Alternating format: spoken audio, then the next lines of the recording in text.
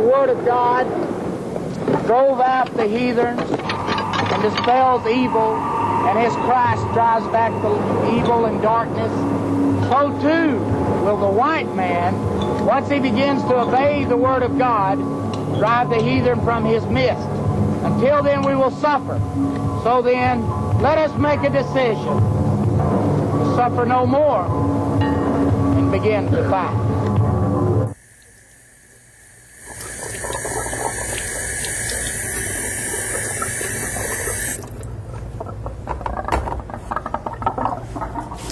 Three, two, one. Stop testing. 3, 2, 1. How's the sound, person? Great. Hi, my name's Jose. I want to welcome you to Politically Correct Cooking, a show about two of my favorite things, food and politics. What a concept, what a combination, what fun. Now, before we begin today's show, I want to let everybody know I finally got a letter. I've been waiting to receive a letter from somebody, anybody. It might even be a marriage proposal. Will my mother be happy? Let's see what it is. I don't think it's a marriage proposal. Dear Jose Wetback, that's me. Your show makes me sick. Please put this card on your refrigerator. Have you ever made nigger stew, homo gumbo, or spick on a stick? That's next week's menu item. White power. P.S. Eat the homeless. I've eaten the homeless. Believe me, they're stringy. I prefer the rich. Okay, put this card on your refrigerator. The Knights of the Ku Klux Klan are watching you, and we don't like what we see. Have some tape conveniently located here.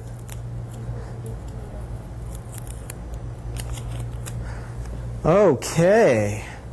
Knights of the Ku Klux Klan, if you don't like the show, today's show, you are going to hate with a passion, because we have as our guest from the Student Coalition Against Racism and Apartheid, Ray Davies. Come on down. Hello, Jose. How you doing? My brother? I'm doing fine, man. Welcome to the show. Thanks. It's great to be on the show. Glad you could be here, man. We really need you. Today's an important show, and we're glad you're here. Wonderful. Yeah. Now, before we get started talking about racism, something that's pretty much in almost every strata of our society, I'm looking at all this really delicious food here. Tell us, what are we going to have for dinner?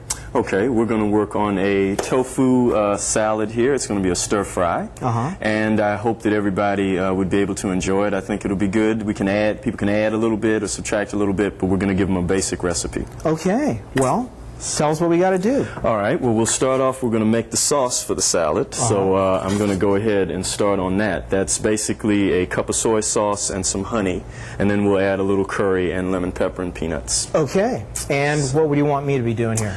If you can, start cutting the tofu. Little slices, big slices? Small chunks. Okay. Yeah, and that's a pound of tofu. Okay. Well, SCAR. What's it all about? What do you all do? Well, SCAR is a 10-year-old coalition. It's the Student Coalition Against Apartheid and Racism, and we've been organizing students and youth in the metropolitan area to fight apartheid in Southern Africa and racism in the United States and all over the world as far as we can outreach. And so we've been doing that. We have 4 chapters organized in high schools: McLean, BCC, Wilson High School, and a few others in the area, and also a very strong college chapter at George Mason University. All right, my alma mater, George Mason. Hey, all right. That's great. Okay. Get all that in there and stir it up a little bit. Now we'll be putting the tofu. Yeah, the tofu is going to go in here, and this is going to be the sauce. So that should be pretty nice, I think. I let the honey drip a bit, but I think we'll be able to get that out. And as we'll see later on, and I guess talk about later on, we need more organized groups working with young people against racism. We're just a small local coalition. but we do the best we can, and we hope that people will continue to take that lead and go forward. Your reputation precedes you, because I'm familiar with SCAR and the work you've been doing for a long time, and for being a small group, you're a pretty influential group. Well, we try. We do publish a paper called SCAR News, and we've done a lot of interacting with groups over the years. As I say, we got the 10-year scope of work here. So we've gotten in a lot of activity. We've worked a lot with the anti-fascists in Germany. We've worked with Canadian anti-racists and other groups to try to organize against a problem that's growing and has grown. It grew a lot with the conservative mood of the country during the Reagan-Bush era, as well as with the economic crisis. It seems as though an economic recession always leads to a growth in racism and intolerance and bigotry. Well, let's see if we can't change that around. Now, I got the tofu cut up. All right. Why don't we, if you can start slicing the veggies, or maybe we can either slide the tofu over here. What I'll do is I'll trade cutting boards, and I'll let you be in charge of the tofu. That's great. Any of these veggies, I got green peppers, broccoli, and zucchini. Is there a special order that they go in? Or? Not necessarily. No, we'll just get that. And then, of course, here we've got carrots and some sprouts and a little basil. Actually, I need a little basil now. Well, this looks like a real interesting dish. Who taught you how to cook? I've got some friends who are vegetarian, and they give me a lot of good tips, especially with the tofu. I'm used to working more with chicken and fish. So. Hopefully you're talking about your pet chicken. Yeah, actually I have a friend who has a pet duck. So, okay. Now, is there any special thing that SCAR is focusing on? I guess since you're students, you're focusing on things that might be more focused on youth groups, things like that? Exactly. Well, the problem with the situation right now in terms of racism is that people have ignored, in large measure, the youth and the role of youth in trying to combat the thing. So we concentrate on that, as well as concentrating on racism on college campuses and in the educational system. We basically look at 3 areas of racism. A lot of times people generalize. We look at racism in the society. We look at attitudinal racism, which is like person to person, when somebody makes a bigoted comment or something like that. And then institutional racism. It's racism people might face in terms of the housing market, in terms of banks, in terms of health care, and of course in terms of education. So that's more or less what we specialize in, and involving and empowering youth to oppose racism and having them understand that it's necessary, because the 80s was largely a period with a large growth of intolerance, and unfortunately a rise again of a lot of the anti-people of color, anti-Semitic, anti-homophobic groups and organizations around the country. And it's a real struggle for people who are people of color, or if you're a gay or lesbian, to fight against it, because you really put yourselves on the line. Absolutely. And a lot of times people work at cross purposes. I mean, you have certain sectors in the people of color communities that don't want to work with gays and lesbians. You have Jews that sometimes come in conflict with African Americans, when in fact a lot of the enemies, quote unquote, that we face are the same. A lot of the hatred and the bigotry and the violence are focused across those lines. So I'm going to go ahead and start adding in a little of the tofu. A little bit of the tofu? Okay. Well, that's true, because a lot of times, in order to, say, keep and oppress people down, the powers that be get them fighting among themselves, rather than getting the people to focus on the big evil that is keeping them down. Exactly. Now, divide and conquer is an old philosophy, and that's one of the things that SCAR has really tried to work against. We also have done a lot around Native American issues and rights. There are Native American groups in this very area, in fact, that we've worked a lot with and tried to let other people of color know what their issues are. And as well, just trying to break down some of the barriers, especially the barrier between Jews and African Americans. It was a barrier that people were able to overcome for a while in the 60s. And look how much got accomplished when people worked together, focused on a goal, put aside their little petty differences, and, keep their eyes on the prize. Exactly. Exactly. It has a lot of potential. And the enemy that we face is very dangerous. It's a very, very dangerous force in terms of the Nazis. A lot of that has been spurred on by some of the events overseas in terms of Germany. We've seen a lot of that problems in terms of immigrants and refugees, as they're called, and the neo-Nazis attacking them. The fall of the Berlin Wall and the end of the Cold War was good on one hand, but on the other hand, it allowed some of the neo-Nazi activity to spread. So we've tried to make those connections. Our motto is education through action. So we're very active in terms of demonstrations, but we also do trainings around racism with groups, and of course coalition building. So for example, if I'm a teacher in a high school somewhere and I wanted to get in contact with your group, would you be able to like arrange for a speaker to come by and things like that? Exactly. Okay, great. Right.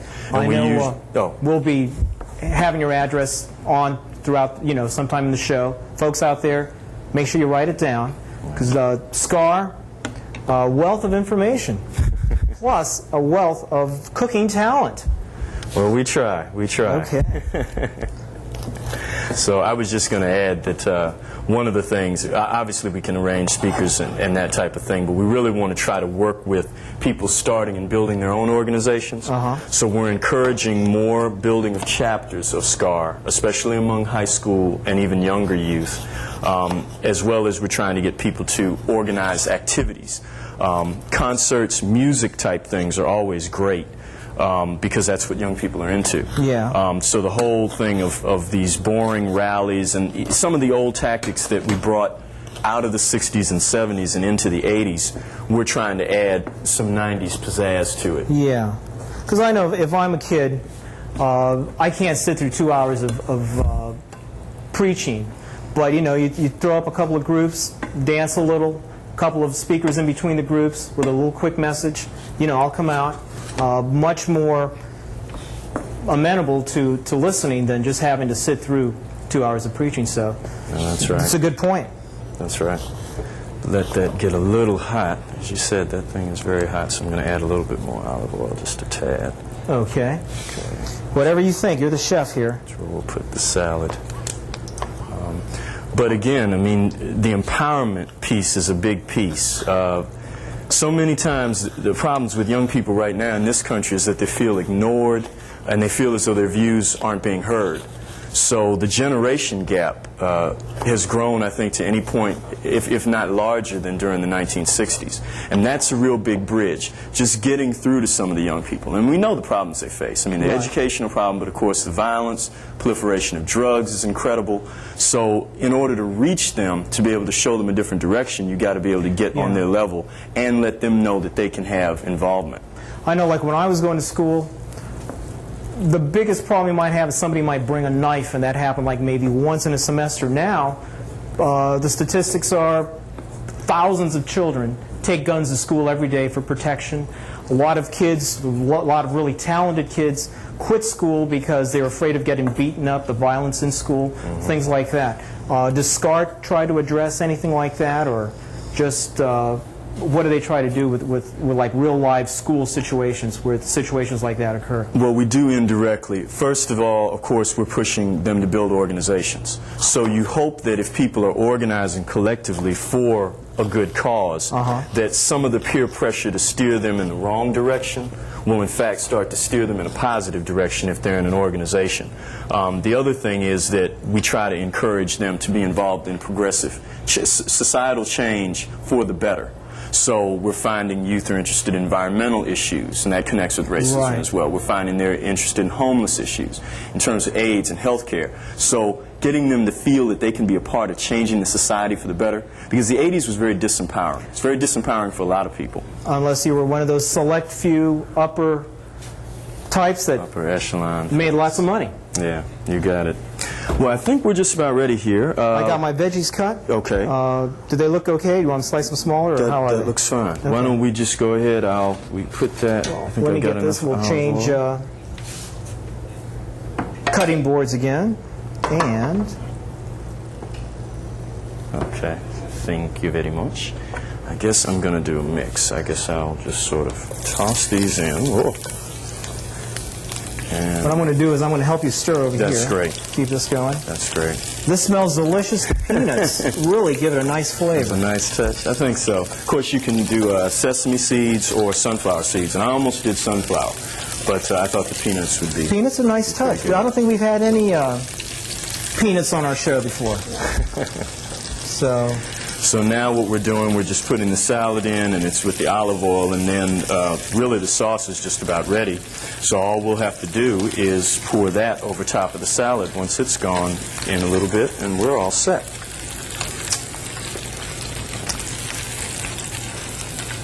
What kind of projects, say, the SCAR have that might focus like on high school groups versus projects that focus on college groups? Is there basically the same sorts of projects, or do they have different sorts of focus? More or less, yeah. I mean, we're encouraging this chapter building, as I said, so we want to try to get groups to form in high schools and form an alternative to some of the, as I say, the skinhead and some of the other influences, because we found, starting in the late 80s, that the neo-Nazis, the skinheads, some of these white Aryan resistance, white Aryan nations, they are concentrating on youth. They have concentrated youth recruitment programs.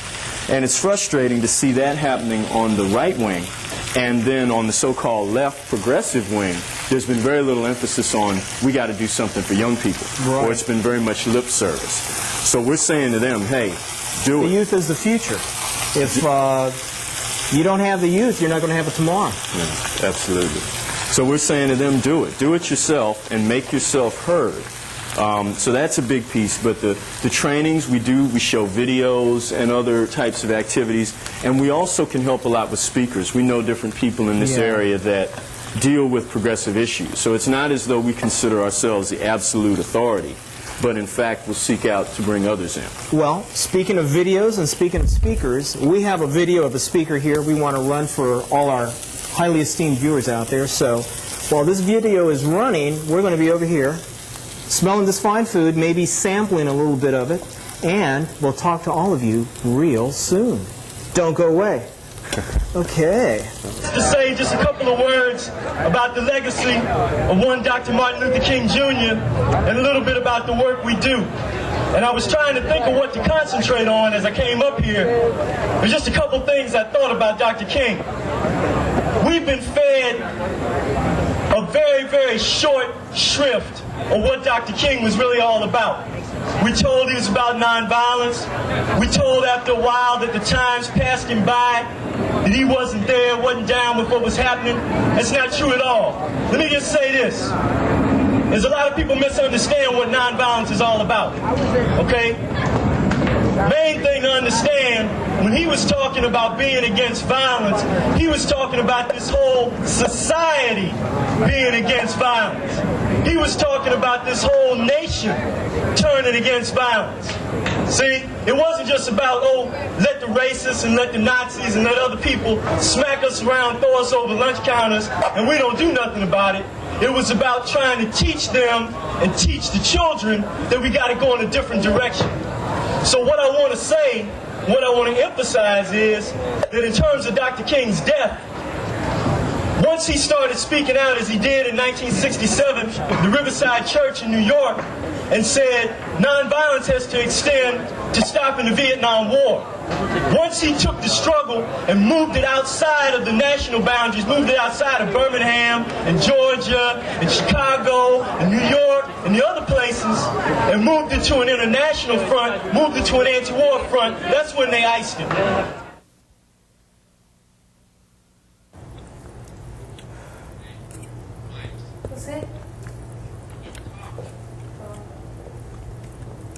How's that? Delicious, man. I'm glad. I love it. Well, now save a little bit. Now don't go overboard. Let me just one more try here. Okay. Other people have to eat. Hey, don't worry about the other people, man. You want to worry about me. Okay, well, folks at home, food is delicious. Now, we were talking about racism on campus, Student Coalition Against Racism, apartheid and racism. Students are a big word in there. What else is going on campus that your organization is involved with? Yeah, well, there's been a lot of negative things that happened during the 80s, but there have also been some positives. Among the negatives have been a growing amount of racist incidents. That would include attacks, that would include racist graffiti, that would include letters that have been written to people. So the harassment level on campus for people of color and faculty of color has grown. You've also seen the development of what's called white student unions, which are sort of semi-neo-Nazi groups under a conservative guise that have grown on campus, and we're still seeing a resistance to changing the curriculum. So now on the positive side of that, we've got a lot of good things going on. Students have been forming coalitions. We're seeing African American students, occasionally Jewish students, but mostly people of color organizations coming together to change some of that. And also we're seeing a lot of curriculum reform efforts, especially around the Columbus 500 years supposedly of discovery of America. We're seeing people challenging that and saying we need a curriculum that's not racist. Or dominated by dead white males. Eurocentric. Right. Exactly.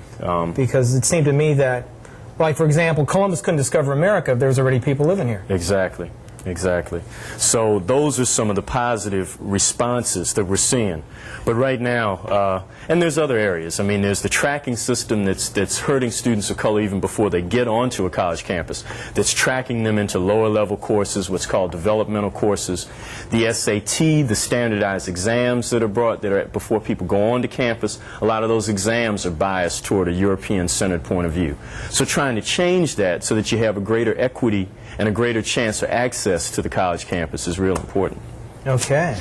So then we're all set, I guess, with the sauce here, and the salad is also all set. So what's next on the this menu here? So the idea is we just add this in.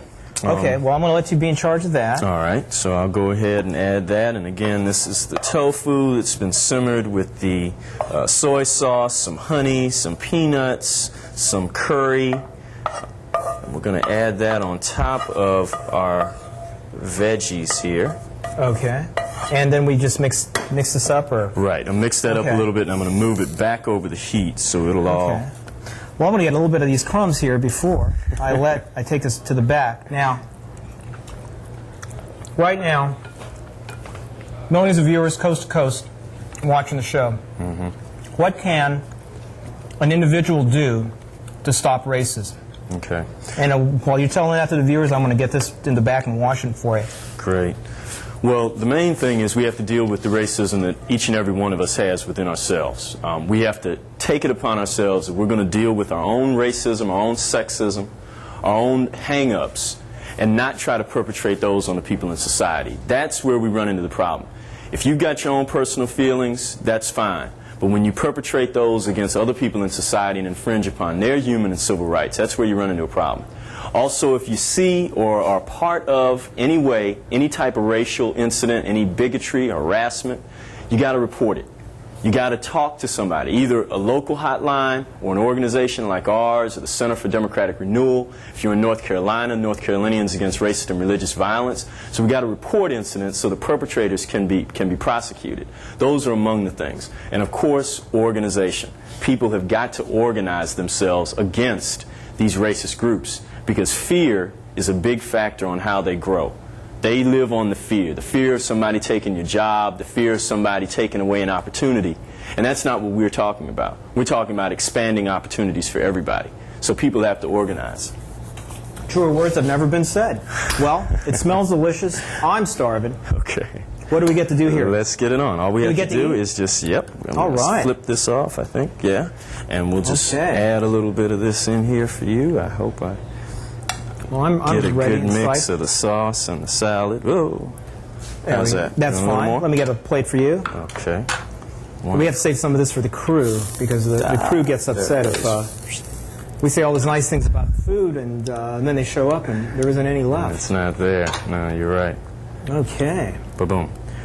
Well, there was a big event yesterday here in nation's capital. It was the hottest rally I've ever been to. Exactly.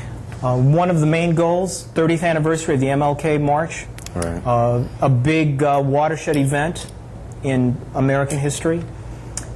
One of the main goals was passing the torch on to youth. As a representative of youth, as one of the recipients of the torch, what are your feelings about the future?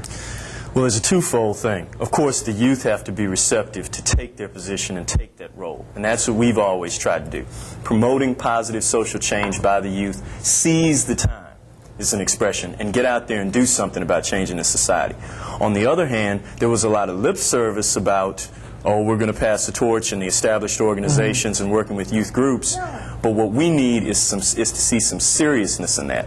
The older leaders need to become less leaders and more mentors, and need to be working and tutoring with younger people. But then the seriousness of, okay, I'm going to give up power, and we're going to allow these youth to be able to do the types of things that they want to do for the benefit of society. Because if we don't get that, then the track that's taking them into violence, it's taking them into drugs, it's taking them into self-aggrandizement, and a lot of the things that they're being taught, it's not going to change. We're going to end up with greater problems down the road. And a lot of times people who have power, the last thing in the world they want to do is give it up. They want to hold on to it, and they in turn become, I guess, more ineffective. But we hope that changes. Exactly. I want to thank you for being on the show.